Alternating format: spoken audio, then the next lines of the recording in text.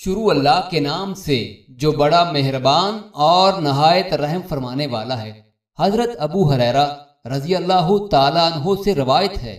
انہوں نے کہا کہ رسول اللہ صلی اللہ علیہ وآلہ وسلم نے فرمایا،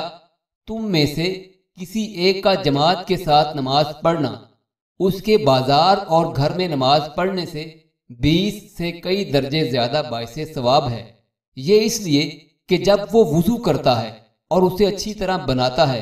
پھر مسجد میں آتا ہے اور اس کا ارادہ صرف نماز پڑھنے کا ہوتا ہے اور اس کو نماز ہی مسجد میں لے جاتی ہے، تو ایسے حالات میں وہ قدم نہیں اٹھاتا مگر اس کے باعث ایک درجہ بلند ہوتا ہے، نیز اس کے بدلے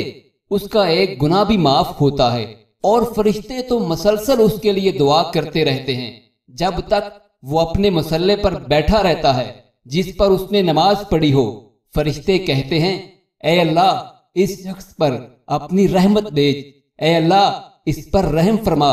جب تک وہ بے وضو نہ ہو اور کسی کو اذیت نہ پہنچائے۔